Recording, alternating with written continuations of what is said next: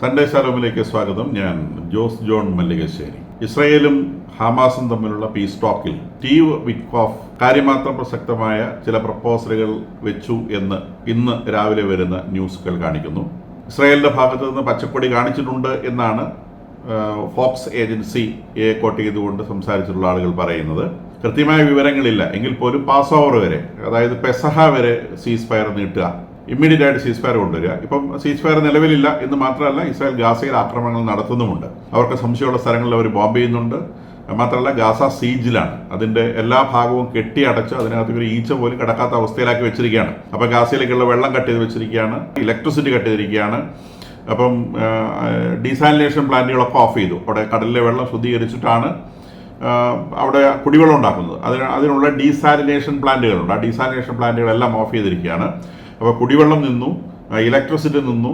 ഗാസയിലേക്കുള്ള medical സൗകര്യങ്ങളടക്കമുള്ള ഒരു സാധനവും കടന്നു പോകാൻ ഫിലാഡൽഫി കോറിഡോർ അനുവദിക്കുകയില്ല, അത് ക്ലോസ് ചെയ്ത് വെച്ചിരിക്കുകയാണ്.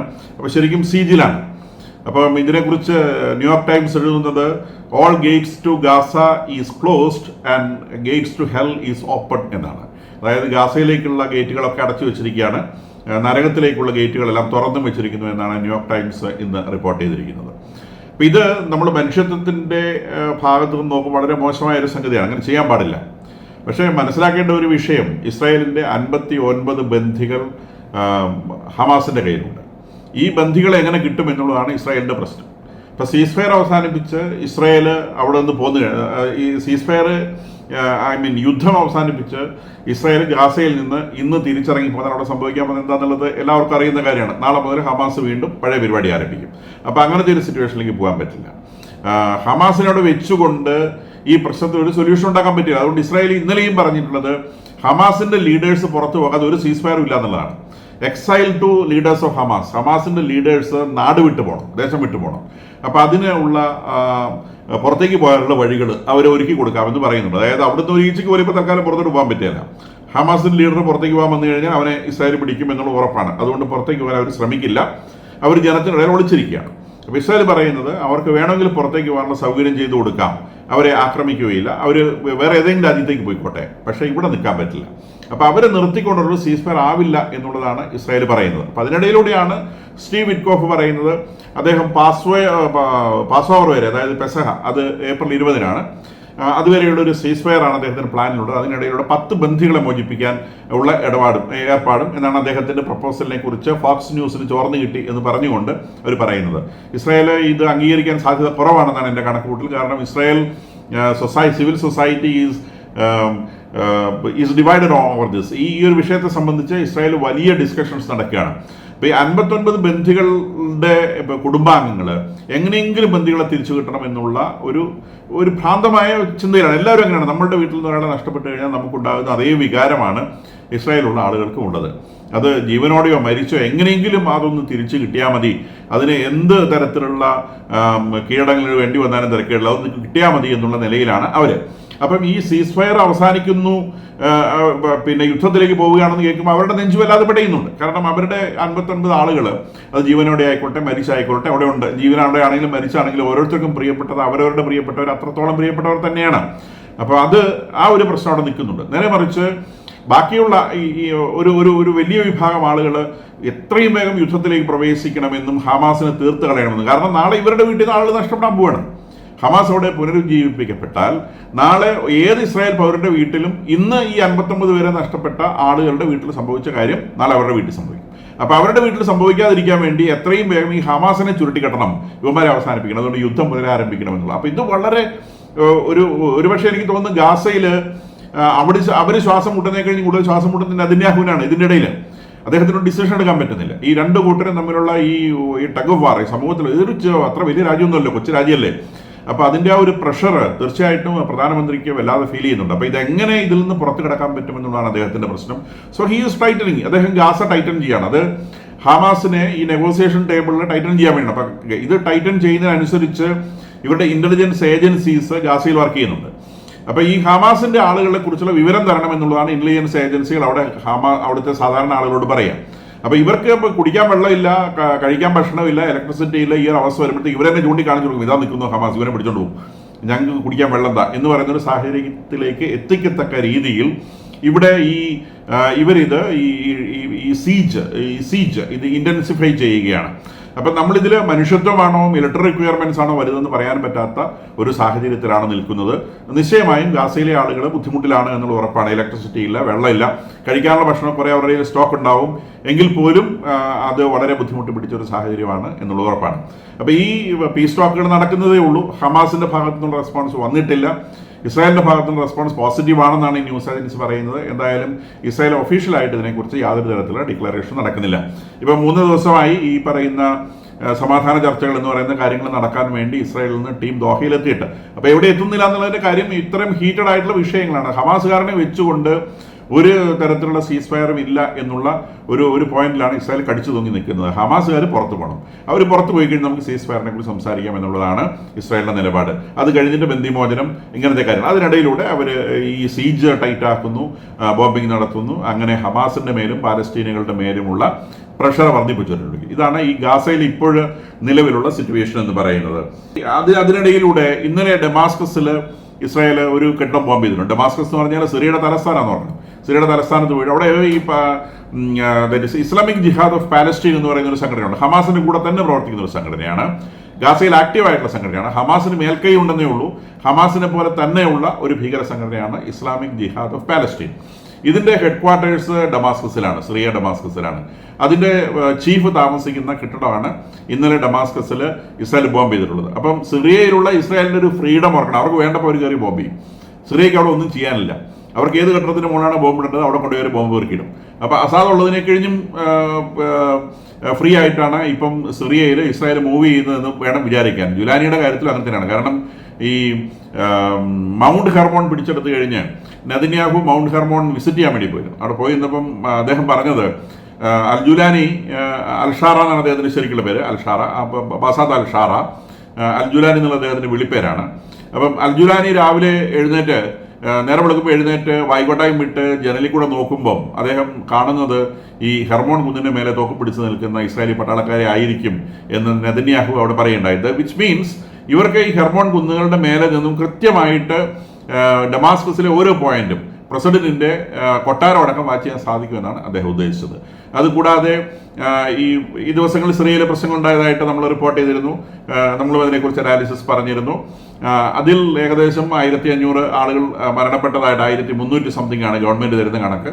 അതിനൊരു 4-5 ഇരട്ടി ആളുകൾ കൊല്ലപ്പെട്ടിട്ടുണ്ടാവുന്നുള്ള ഉറപ്പാണ്. കാരണം ഇത്തരം കണക്കുകളൊന്നും ഒരിക്കലും കറക്റ്റ് അല്ല. അപ്പോൾ അവിടെ ഈ ഡ്രൂസ് വിഭാഗത്തിൽപ്പെടുന്ന ആളുകൾ, അതായത് മുഹമ്മദ് നബിയിലും യേശുവിലും ഒക്കെ വിശ്വസിക്കുന്ന ഒരു ഗ്രൂപ്പുണ്ട്, ഡ്രൂസ് എന്ന് പറയുന്നത്. ഈ വിഭാഗക്കാർ ഇസ്രായേലിലും കുറേ ആളുകളുണ്ട്. ഇസ്രായേൽ ഇപ്പോൾ സിറിയയിൽ കൈയടക്കി വെച്ചുള്ള പ്രദേശത്ത് ഈ വിഭാഗക്കാരുണ്ട്. അപ്പോൾ ഈ ഡ്രൂസ് വിഭാഗക്കാർക്ക് മാത്രമായിട്ടുള്ള ഒരു ഹ്യൂമാനിറ്റേറിയൻ എയ്ഡ് അവർ ഈ കഴിഞ്ഞ ദിവസങ്ങളിൽ ആക്രമണം നടന്ന ഏരിയയിലേക്ക് ഇസ്രായേൽ കൊടുക്കുന്നതായിട്ടും വിവരങ്ങൾ പുറത്തു വരുന്നുണ്ട്. ഇറാനും ചൈനയും റഷ്യയും ബെയ്ജിങ്ങിൽ ഒരു ചർച്ചയിലാണ്. ഇറാന്റെ ന്യൂക്ലിയർ പ്രോഗ്രാം തന്നെയാണ് ചർച്ചയിലെ വിഷയം. ഇത് സമാധാനപരമായി തീർക്കണമെന്ന് ചൈനയുടെ വിദേശകാര്യമന്ത്രി കഴിഞ്ഞ ദിവസം ബെയ്ജിങ്ങിൽ പ്രഖ്യാപിച്ചിരുന്നു ഈ ചർച്ചയുടെ മുന്നോടിയായിട്ട്. അപ്പം ഇറാൻ, ചൈന, റഷ്യ ഒരു ആക്സിസ് നിലവിലുണ്ട് എന്നുള്ളത് വാസ്തവമാണ്. അപ്പോൾ അവരുടെ നേവൽ എക്സസൈസുകൾ നടക്കുന്നുണ്ട്. ഇപ്പം currently it is going on. അക്കൂട്ടത്തിലാണ് ഈ ചർച്ച വരുന്നത്. അപ്പോൾ ഈ ന്യൂക്ലിയർ വിഷയങ്ങൾ എങ്ങനെ പീസിലേക്ക് എത്തിക്കാം എന്നതിനെ സംബന്ധിച്ചാണ് ചർച്ച ചെയ്യുന്നതാണ് പുറത്തേക്ക് വരുന്ന വാർത്തകൾ. അവരെന്താണ് ചർച്ച ചെയ്യാൻ പോകുന്നുള്ള കാര്യം അവർക്ക് മാത്രമേ അറിയാൻ പാടുള്ളൂ. അപ്പോൾ അതിനിടയിലൂടെയാണ് ഉക്രൈൻ യുദ്ധത്തിൻ്റെ സീസ് ഫയറിനെ കുറിച്ചുള്ള അതിൻ്റെ അവസാന സ്റ്റേജിൽ എത്തി എന്നാണ് പറയപ്പെടുന്നത്. But it is very difficult to deal with Putin. ഒരു വളരെ ടഫായിട്ടുള്ള, ഒരുപക്ഷെ ലോകത്ത് നിലവിലുള്ള ലീഡേഴ്സിലെ ഏറ്റവും ടഫായിട്ടുള്ള ആളുകളുടെ കൂട്ടത്തിൽപ്പെടുന്ന ഒരാളാണ് പുടിൻ. പുടിനും മോഡിയൊക്കെയാണ് ഏറ്റവും ടഫസ്റ്റ് ആയിട്ടുള്ള പേഴ്സൺസ് എന്ന് അറിയപ്പെടുന്നത്. ഈവൻ ട്രംപ് പോലും ആ കാറ്റഗറിയിലേക്ക് വരുന്നില്ല. അത്രയും ടഫായിട്ടുള്ള ആളുകളാണ് ഈ പുടിനും മോഡിയൊക്കെ. അപ്പോൾ അങ്ങനെ ഒരു പുടിനെ പോലത്തെ ഒരാളെ നമുക്ക് ചെന്നായുടെ സ്വഭാവമാണെന്നാണ് പറയുന്നത്. അതാണ് ഇമ്മാനുവൽ മാക്രോൺ ആദ്യം പോയിട്ട് ട്രംപിനെ വാൺ ചെയ്തിട്ടുണ്ട്. ഈ പുടിൻ എന്ന് പറയുന്ന ആളെ ഒരു തരത്തിലും വിശ്വസിക്കാൻ പറ്റുന്ന ആളല്ല. ഏത് നെഗോസിയേഷൻ ടേബിളിലും ഏത് നിമിഷം അയാൾ വാക്ക് മാറും. അപ്പോൾ നിങ്ങൾക്ക് ഷെയ്ക്ക് ഹാൻഡ് കൊടുത്തൊരു കാര്യം സംബന്ധിച്ചിട്ട് അങ്ങ് പോയി കഴിഞ്ഞാൽ അത് ചെയ്തോളും എന്ന് നിങ്ങൾ വിചാരിച്ചു കളയരുത്. അയാൾ അങ്ങനത്തെ സ്വഭാവമുള്ള ആളാണെന്നാണ് ഇമ്മാനുവൽ മാക്രോൺ അദ്ദേഹത്തെക്കുറിച്ച് പറയുന്നത്. ചെന്നായുടെ സ്വഭാവമുള്ള ആൾ എന്നാണ് പറഞ്ഞത്. അതിന് തിരിച്ച് പുട്ടിനും ചില വിശേഷണങ്ങളൊക്കെ ഇമ്മാനുവൽ മാക്രോൺ കൊടുത്തിട്ടുള്ള കാര്യങ്ങൾ നമുക്കറിയാം. നെപ്പോളിയനെ കുറിച്ച് ആക്ഷേപിക്കാൻ, നെപ്പോളിയൻ എന്ന് വിളിക്കുന്ന ഒരു ആക്ഷേപമൊന്നുമല്ല, അതൊരു ഗമയാണ്. കാരണം നെപ്പോളിയൻ റഷ്യയിൽ കയറി ഇറങ്ങിയതാണ് ചരിത്രം നമുക്കറിയുന്നതാണ്. ഈ നെപ്പോളിയൻ്റെ ഒരു ഓർമ്മയാണ് വാസ്തവത്തിൽ റഷ്യ ഹോണ്ട് ചെയ്യുന്നത്. നെപ്പോളിയൻ റഷ്യയിൽ കയറി കാണിച്ച ആക്രമണങ്ങളാണ് വാസ്തവത്തിൽ ഈ യുക്രൈൻ യുദ്ധത്തിന്റെ പുറകിലുള്ള റഷ്യയെ ഹോണ്ട് ചെയ്യുന്ന വികാരം എന്ന് പറയുന്നത്. അന്ന് നെപ്പോളിയൻ കടന്നു ചെന്നത് ഉക്രൈനിലൂടെയാണ്. ഫ്രഞ്ചുകാരനാണ് നെപ്പോളിയൻ എന്ന് ഓർക്കണം. ഫ്രാൻസിൽ നിന്ന് നെപ്പോളിയൻ ഉക്രൈൻ വഴിയാണ്, ഈ യുക്രൈൻ റീജിയനിലൂടെയാണ് അന്ന് മോസ്കോയിൽ വരികയും റഷ്യയെ കീഴടക്കുകയൊക്കെ ചെയ്തിട്ടുള്ള കഥകളൊക്കെ നമുക്ക് അറിയുന്നതാണ്. അപ്പോൾ അതൊക്കെ നമ്മൾ നോവലുകളുടെ രൂപത്തിലും ഒക്കെ വായിച്ചിട്ടുള്ളതാണ്. അപ്പം ഞാൻ പറഞ്ഞു വന്നത് ഈ it is very difficult to handle with Putin. അപ്പോൾ ഇവർ ഒരു സീസ് ഫയർ, ഒരു ഡീൽ അമേരിക്കയും ഉക്രൈനും കൂടി റെഡിയാക്കിയിട്ട് പുടിൻ്റെ മുമ്പിലേക്ക് വെച്ചിട്ടുണ്ട്. അദ്ദേഹം അത് ആക്സെപ്റ്റ് ചെയ്തിട്ടുണ്ടോ ഇല്ലയോ എന്നുള്ളത് അറിയത്തില്ല. They are going through it. അവർ അതിലൂടെ പോയിക്കൊണ്ടിരിക്കുകയാണ്. അപ്പോൾ അതിനിടയിലൂടെ തന്നെ യുദ്ധം അതിൻ്റെ മുറയ്ക്ക് നടക്കുന്നുമുണ്ട്. അപ്പം അതിൽ ഈ ഞാൻ മനസ്സിലാക്കുന്നത് പുടിൻ വഴങ്ങാൻ ബുദ്ധിമുട്ടാണ് എന്നുള്ളത് ട്രംപിന് മനസ്സിലായിട്ടുണ്ട് എന്നാണ്. കാരണം ഇന്നലെ തന്നെ അമേരിക്കയിൽ നിന്ന് പുതിയ സെറ്റ് ഓഫ് ആയുധങ്ങൾ ഉക്രൈനിലേക്ക് അയക്കാൻ തുടങ്ങിയിട്ടുണ്ട് എന്നാണ് മനസ്സിലാവുന്നത്. അതായത് റഷ്യ ഇതൊരു താപ്പായി കണ്ട് ഇത് സീസ് ഫയറിലേക്കാണ് പോകുന്നത് എന്ന് വിചാരിച്ച് ഉക്രൈൻ ഒന്ന് പത്തി താഴ്ത്തും. അപ്പോൾ ആ സമയത്ത് കയറി അടിക്കാം എന്നുള്ള ഒരു ലെവലിലേക്ക് റഷ്യ പോകുന്നുണ്ടോ എന്ന് സംശയമുള്ളത് കൊണ്ട് തന്നെ അമേരിക്ക ഇന്നലെ അവർ നിർത്തിവെച്ച ആയുധ സപ്ലൈ ഒക്കെ റീസ്റ്റാർട്ട് ചെയ്തതായിട്ട് പറയപ്പെടുന്നുണ്ട്. ഒഫീഷ്യലായിട്ട് പറയപ്പെടുന്നില്ല, പക്ഷേ ആയുധങ്ങൾ, വലിയ തോതിൽ ആയുധങ്ങൾ ഉക്രൈന് വേണ്ടി അമേരിക്കയിൽ നിന്ന് അയക്കാൻ തുടങ്ങിയിട്ടുണ്ട് എന്ന വാർത്തകളും ലീക്ക് ചെയ്ത് വരുന്നുണ്ട്. അപ്പോൾ ഇത് എനിക്ക് തോന്നുന്നില്ല അത് പെട്ടെന്നൊരു സീസ് ഫയറിലേക്ക് എത്തിക്കാൻ സാധിക്കുമെന്ന് എനിക്ക് തോന്നുന്നില്ല. കാരണം പുടിൻ്റെ ഒരു സ്വഭാവം തന്നെയാണ് അത്. കാരണം അദ്ദേഹത്തിന് വലിയൊരു പ്രശ്നമുണ്ട്. അദ്ദേഹത്തിൻ്റെ രാജ്യത്തിൽ എത്ര ആളുകൾ ഇതിൻ്റെ പേര് മരിച്ചു പോയിട്ടുണ്ടെന്ന് ഒരു കണക്കുമില്ല. അപ്പം 4.5 ലക്ഷം മുതൽ 7 ലക്ഷം വരെ ആളുകൾ റഷ്യക്കാർ പട്ടാളക്കാരായിട്ടും സിവിലിയൻസ് ആയിട്ടും പുരുഷന്മാർ മരിച്ചിട്ടുണ്ട് എന്നാണ് പല കണക്കുകളും സൂചിപ്പിക്കുന്നത്. എന്ന് പറഞ്ഞാൽ റഷ്യയിലുള്ള 20 വയസ്സിനും 50 വയസ്സിനും ഇടയിൽ പ്രായമുള്ള പുരുഷന്മാരിൽ 2% ആളുകൾക്ക് ഈ യുദ്ധത്തിൻ്റെ പേരിൽ ജീവൻ നഷ്ടപ്പെട്ടിട്ടുണ്ട്. കാരണം റഷ്യ ഈ യുദ്ധത്തിൽ പ്രിഫറൻസ് എപ്പോഴും കൊടുത്തിരുന്നത് ഭൂമി പിടിച്ചെടുക്കാനാണ്. അങ്ങനെ ഉക്രൈൻ 20% ഭൂമി വരെ പിടിച്ചെടുത്തിട്ടുണ്ട്. പക്ഷേ ഭൂമി പിടിച്ചെടുക്കണമെങ്കിൽ കാലാൾപ്പട മുന്നോട്ട് പോയേ പറ്റൂ. അപ്പോൾ അങ്ങനെ വരുന്ന സമയത്ത് ഈ കാലാൾപ്പട എപ്പോഴും ഭയങ്കരമായിട്ടുള്ള ആക്രമണം നേടും. ഏരിയൽ അറ്റാക്ക് പോലെയല്ല, ഒരു മിലിറ്ററി ഭൂമിയോട് അഡ്വാൻസ് ചെയ്യുമ്പോൾ അത് ഭയങ്കരമായിട്ട് അറ്റാക്ക് നേരിടും. അങ്ങനെയാണ് ഇവർക്ക് ഇത്രയും ഭയങ്കര ആൾനാശം ഉണ്ടായിപ്പോയത്. അപ്പം 7 ലക്ഷം പട്ടാളക്കാർ മരിക്കാന്നൊക്കെ പറഞ്ഞു കഴിഞ്ഞാൽ അത് വലിയൊരു നമ്പറാണ്. പട്ടാളത്തിൻ്റെ ഏകദേശം 20,000 പട്ടാളത്തിനകത്ത് 7 ലക്ഷം ആളുകൾ മരിച്ചുപോയി എന്നൊക്കെ പറഞ്ഞു കഴിഞ്ഞാൽ എന്താണ് സ്ഥിതി എന്ന് ആലോചിച്ച് നോക്കുക. എന്ന് പറഞ്ഞാൽ രാജ്യത്തെ മൊത്തം പുരുഷന്മാരുടെ, ആക്റ്റീവായിട്ടുള്ള പുരുഷന്മാരുടെ 2% ആളുകൾ ഇതിൽ കൊല്ലപ്പെട്ടു എന്നാണ് ഒരു അപ്രോക്സിമേറ്റ്. ഇതിന് ഉത്തരം പുടിൻ പറയേണ്ടതുണ്ട്. ഈ യുദ്ധം അവസാനിപ്പിച്ച് കഴിയുമ്പോൾ ഇതെല്ലാം ചർച്ചയായിട്ട് വരും. അപ്പോൾ ഇതിനാരോട് ഉത്തരം പറയും? നിങ്ങൾ ഈ യുദ്ധം ചെയ്തിട്ട് എന്തുണ്ടായി? ഇദ്ദേഹം ഒരു സീസ് ഫയർ അഗ്രിമെന്റിൽ, സീസ് ഫയർ അഗ്രിമെന്റ് എന്ന് പറയുമ്പോൾ 2 രാജ്യങ്ങൾക്കും പറ്റുന്ന പോലെ സീസ് ഫയർ ചെയ്യാൻ പറ്റുള്ളൂ. അല്ലാണ്ട് റഷ്യക്ക് മാത്രം ഫേവറബിൾ ആയിട്ട് സീസ് ഫയർ ഉണ്ടാക്കാൻ പറ്റില്ല. അപ്പോൾ അതിൽ 2 പേർക്കും പറ്റുന്ന രീതിയിലുള്ള സീസ് ഫയർ ഉണ്ടായി കഴിയുമ്പോൾ നിങ്ങൾ ഇത്രയും ആളുകളെ കൊന്നു കളഞ്ഞിട്ട് റഷ്യക്ക് വേണ്ടി എന്ന് നേരെ മറിച്ച് യുക്രൈൻ്റെ ഭാഗത്ത് ആൾനാശം 1 ലക്ഷത്താഴെ മാത്രമാണ്. റഷ്യ 10 ലക്ഷം എന്നൊക്കെയുള്ള കണക്കുകൾ പ്രൊഡ്യൂസ് ചെയ്യുന്നുണ്ട്. പക്ഷേ ന്യൂട്രൽ ഏജൻസീസ് എസ്റ്റിമേറ്റ് ചെയ്യുന്ന 1 ലക്ഷത്തിൽ താഴെ 70,000 മുതൽ 1 ലക്ഷം വരെ ആളുകൾ ഉക്രൈന് നഷ്ടപ്പെട്ടു എന്നാണ് പറയപ്പെടുന്നത്. അപ്പോൾ ഇങ്ങനെയുള്ള ഈ ഒരു സാഹചര്യത്തിൽ ഒരു സീസ് ഫയർ എന്ന് പറയുന്നത്, കാരണം ഇതിൽ ഒരുപാട് വികാരം ഇൻവോൾവ് ചെയ്യുന്നുണ്ട്. വെറും ടെക്നിക്കലായിട്ടുള്ള കാര്യങ്ങൾ മാത്രമല്ല, അല്ലെങ്കിൽ കുറച്ച് സ്വത്ത് കൈമാറ്റം ചെയ്യുന്ന വിഷയങ്ങൾ മാത്രമല്ല, ഈ നഷ്ടപ്പെട്ടു പോയ ജീവൻ എന്നുള്ളത് വലിയൊരു വൈകാരിക പ്രശ്നമാണ്. അപ്പോൾ ഈ പ്രശ്നം കൂടി ഇതിനകത്ത് അഡ്രസ്സ് ചെയ്യപ്പെടേണ്ടതുണ്ട്. അപ്പോൾ അതെങ്ങനെ അഡ്രസ്സ് ചെയ്യാൻ പറ്റും? ഇതിനെങ്ങനെ ഉത്തരം കണ്ടെത്താൻ പറ്റുമോ? പുടിന് എന്ത് പറഞ്ഞാലും ശരി, യുദ്ധത്തിൽ എന്ത് നേട്ടം ഉണ്ടാക്കിയാലും തലകുനിച്ച് നിൽക്കാൻ പറ്റുള്ളൂ. കാരണം അദ്ദേഹത്തിന് ഇത്രയധികം പട്ടാളക്കാർ അദ്ദേഹത്തിന് നഷ്ടപ്പെട്ടു പോയിട്ടുണ്ട്. ഇത് ഒരു സീസ് ഫയറിലേക്ക് എത്തിക്കുക എളുപ്പമുള്ള കാര്യമല്ല. ഇതിനകത്ത് കൂടുതൽ ആളുകൾ ഇൻവോൾവ് ചെയ്യപ്പെട്ടിട്ടുണ്ട്.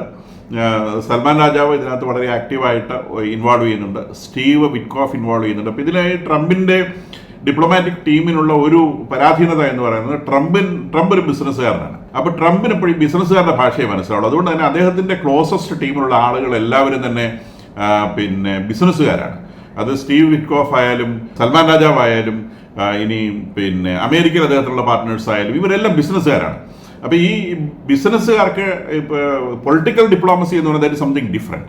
ബിസിനസ്സുകാരുടെ രീതിയല്ല പൊളിറ്റിക്കൽ പൊളിറ്റിക്കൽ ഡിപ്ലോമസിയും തമ്മിൽ ഡിഫറൻസ് ഉണ്ട്. നേരെ മറിച്ച് പുടിൻ എന്ന് പറയുന്നത് അയാൾ വളരെ ആഴത്തിലുള്ളൊരു പൊളിറ്റീഷ്യനാണ്. അപ്പോൾ അങ്ങനെയുള്ള ഒരാളെ ഡീൽ ചെയ്യുമ്പം ഈ ബിസിനസ് ഡിപ്ലോമസി അറിയുന്ന ആളുകൾക്ക് ഒരു പരിമിതിയുണ്ട് എന്നുള്ളതൊരു വാസ്തവമാണ്. അപ്പോൾ പുടിനെ ഇപ്പോൾ ഒരാളെ കൈകാര്യം ചെയ്യണമെങ്കിൽ അതുപോലെ പൊളിറ്റിക്കൽ ഡിപ്ലോമസി ഉള്ള ആളുകൾ തന്നെ ഇത് കൈകാര്യം ചെയ്യേണ്ടതുണ്ട്. അപ്പോൾ ഇതെവിടെ പോയി നിൽക്കും നമുക്ക് കാണാം. ഈ ദിവസങ്ങളിൽ ഇത് എവിടെയെങ്കിലും ഒരു അവസാനത്തിലേക്ക് എത്തും നമുക്ക് വിചാരിക്കാം. ട്രംപിനെ സംബന്ധിച്ച് ട്രംപ് ഒച്ചപ്പാടുണ്ടാക്കുക മാത്രം ചെയ്യുന്ന ആളാണ്. അയാൾ സമാധാനം പ്രതീക്ഷിക്കുന്ന ആളാണ്. Core of the core, heart of the heart അയാൾ സമാധാനം പ്രതീക്ഷിക്കുന്ന ആളാണ്. കാരണം അയാളുടെ പേഴ്സണൽ വീഡിയോസ് എല്ലാം സൂചിപ്പിക്കുന്നത് അയാൾ ക്രിസ്തുവിനെ അങ്ങേയറ്റം ബഹുമാനിക്കുന്നു എന്നുള്ളതാണ്. കഴിഞ്ഞ ദിവസം ഒരു വീഡിയോ കാണുകയുണ്ട്. അദ്ദേഹം പറയുന്നത്, നിങ്ങൾ ബസ്സിൽ യാത്ര ചെയ്യുന്നില്ലേ, അതിൻ്റെ ഡ്രൈവറെ നിങ്ങൾക്ക് പരിചയമുണ്ടോ? ആ ഡ്രൈവറെ വിശ്വസിച്ച് നിങ്ങൾ ബസ്സിനകത്തിരിക്കുന്നില്ലേ? നിങ്ങൾ ബോട്ടിൽ യാത്ര ചെയ്യുന്നില്ലേ? നിങ്ങൾക്ക് അതിൻ്റെ ക്യാപ്റ്റനെ പരിചയമുണ്ടോ? അയാളെ വിശ്വസിച്ച് നിങ്ങൾ ആ ബോട്ടിൽ ഇരിക്കുന്നില്ലേ? നിങ്ങൾ വിമാനത്തിൽ യാത്ര ചെയ്യുന്നില്ലേ? അതിൻ്റെ പൈലറ്റിനെ നിങ്ങൾക്ക് പരിചയമുണ്ടോ? ആ പൈലറ്റിനെ വിശ്വസിച്ച് നിങ്ങൾ ആ വിമാനത്തിൽ യാത്ര ചെയ്യുന്നില്ലേ? പിന്നെ നിങ്ങളുടെ ജീവിതം ദൈവം നിയന്ത്രിക്കുമ്പോൾ, ക്രിസ്തു നിയന്ത്രിക്കുമ്പോൾ പിന്നെ എന്തുകൊണ്ട് നിങ്ങൾ ഭയക്കുന്നു എന്ന് ചോദിക്കുന്നത് അതിൻ്റെ വീഡിയോ വളരെ റീസെൻ്റ് ആയിട്ടുള്ളതാണ്, കാണുകയുണ്ടായി. കാരണം അങ്ങനെ ഒരു ക്രിസ്തുവിനെ ഹൃദയത്തിൽ വഹിക്കുന്ന ഒരു മനുഷ്യൻ ഒരിക്കലും യുദ്ധങ്ങളൊന്നും ചെയ്യാൻ പറ്റില്ല. അയാൾ പുറത്തേക്ക് കാണിക്കുന്ന ആ ബഹളമുള്ള മനുഷ്യനല്ല അയാളുടെ ഉള്ളിൽ. ഹീ ഈസ് എ ഡിഫറെൻറ്റ് മാൻ. അപ്പോൾ അദ്ദേഹം ഈ സമാധാനം ഉണ്ടാക്കാൻ തന്നെയാണ് ശ്രമിക്കുന്നത്. അതിന് അദ്ദേഹത്തിൻ്റെ ഭാഷയിൽ അദ്ദേഹം കഠിനമായിട്ട് ചില കാര്യങ്ങൾ പറയുന്നു എന്ന് മാത്രം. ഈ ലോകം മുഴുവൻ അമേരിക്കയ്ക്ക് സ്റ്റേക്സ് ഉണ്ട്. അപ്പം ആ ഒരു മനുഷ്യൻ 24 hours ഉള്ളൂ. അപ്പോൾ അതിനകത്ത് ഒരുപാട് സമയമൊന്നും സംസാരിച്ച് തീർക്കാനൊന്നും അദ്ദേഹത്തിന് ഉണ്ടാവില്ല. അപ്പോൾ അദ്ദേഹം വേഗം ഒരു സൊല്യൂഷനിലേക്ക് എത്തത്തക്ക രീതിയിലുള്ള അദ്ദേഹത്തിൻ്റെതായ ടാക്ടിക്സുകൾ പ്രയോഗിക്കുമ്പോൾ അത് കുറച്ച് ടഫാണെന്ന് മറ്റുള്ളവർക്ക് തോന്നുന്നതാണെന്നാണ് എൻ്റെ ഒരു റീഡിങ് എന്ന് പറയുന്നത്.